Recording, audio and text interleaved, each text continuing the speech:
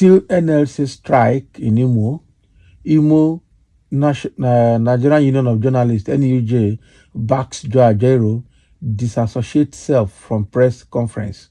Wow. So the branch of Nigerian Union of Journalists in Imo State have, they're also part of NLC anyway, and they have joined the NLC, have joined to support, to support the NLC plan in Imo, and right now, the thing is something else. I know Imo is feeling it very badly, so they boycotted press conference and all of that in Imo.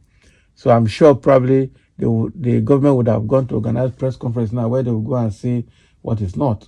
But only God knows what's going on there. So let's see.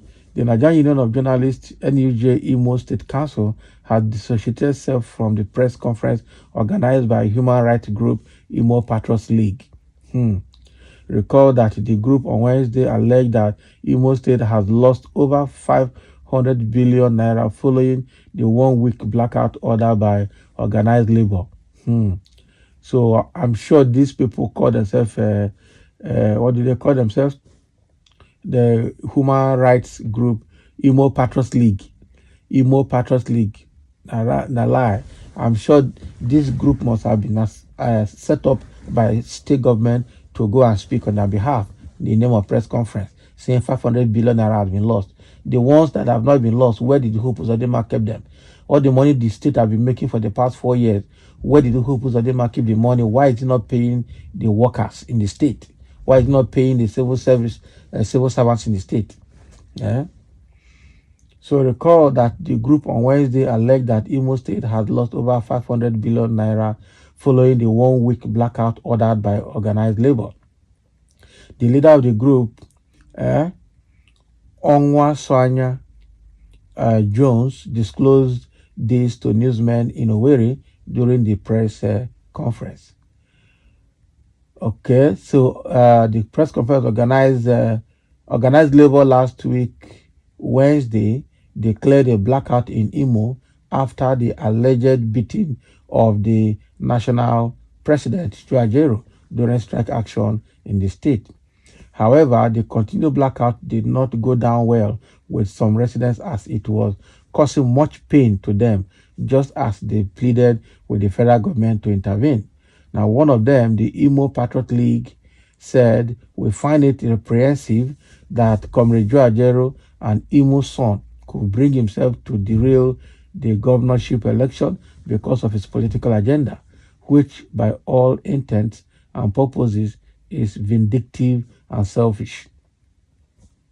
In the last 7 days, Imo State has lost over 500 billion naira due to Comrade Ajaero's imposed blackout on Imo people.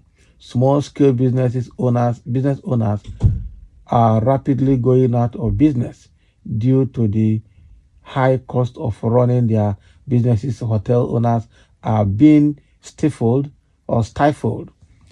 Students are left desperate in search of sources of illumination to study their books, and civil servants have had their basic budgets strained because they are not able to preserve their food. Everyone and every sector in Imo State is adversely affected by the ongoing Ajaero imposed blackout on our dear state. And we ask, is the labor union now against or for the people? So the ongoing industrial action is unpopular with a large majority of the Imo workforce, whom have defied Ajaero's call for strike action. Across different ministries, schools and agencies, workers are reporting to their workplaces and people are going about their businesses because they do not see any genuine reason to go on a protest against the state government. Can you imagine? Except for the punishing power outage executed at the whims of Ajaero by his acolytes at the Transmission Company of Nigeria, there is not a single sign that NLC order for a total shutdown of the state is being adhered to. This is clear evidence that Ajaero is on his own, he said. Now, story is on his own. Okay. Meanwhile, reacting to a development in a statement jointly by the chairman of the Imo NUJ, Comrade Precious Mwadike, and Secretary Mr. Ori Martins, disassociated self from the press conference and condemned the attack on Ajaero. According to the statement, the Nigeria Union of Journalists Imo State Council has observed with keen dismay and severe pain the clearly orchestrated as well as ill-conceived media attack hurled at Nigeria Labour Congress President Comrade Joe Ajaero by a group called Imo Patriots League. We don't know them. The Imo Patriots League, with its convener Onwa Sanya FCC Jones, had addressed the press, whereupon it opened and tailored unguided attacks on Ajaero. FCC Jones and his league of anti-Ajaero and their co-travelers in their despicable antics without any recourse to the facts on ground took the NLC president to the cleaners, insulting, abusing, deriding, and calling an already traumatized man all manner of unprintable names. The full and glaring flaws of that condemnable media firestroke against Ajaero notwithstanding, what actually embarrassed and even shocked us, the executive and members of Imo State NUJ, was the crude importation and surreptitious insertion of our hallowed professional organization into that ill-advised, miscalculated, half-baked, and absolutely irrelevant press release by Ifeanyi Nwanguma, who signed off as Imo NUJ chairman. All these smacks of illiteracy of the satanic schemers. By supporting the action of the Imo State government against its prey and victim Joe Ajaero, who has suffered untold pain and humiliation as a result of alleged state-sponsored abduction and brutalization, Ifeanyi Nwanguma has practically confirmed that he works and functions for the current state actors and, of course, deficient of a good conscience. This is purely antithetical to the ordinances as well as the professionalism and intellectual soundness journalism and journalists stand for. For the records, the press being the fourth estate of the realm presupposes that journalists are not meant to function either for or against the government or any other body for that matter. Rather, the press, with the journalists at the driver's seat, are composed to serve all for the purpose of informing, educating, and entertaining the public without fear, prejudice, or emotional imbalance. So the malicious attack on Ajaero by the police and thugs allegedly sponsored by the state actors is really regrettable. So if Ajaero had, in the eyes of his ruthless attackers, contravened any established law, the best approach would have been to either take him to court or extend a police invitation to him. Ajaero's attack was an affront and infringement on his fundamental rights as a citizen of the Federal Republic of Nigeria. Therefore, we totally disassociate ourselves and our noble Imo NUJ Council from the infantile press conference by Imo Patriots League group by which our association was dragged through the mud. Enough of this impunity. Bagam. Sadiq Lawal is a passionate and dedicated journalist with a knack for uncovering captivating stories in the bustling metropolis of Osun State and Nigeria at large.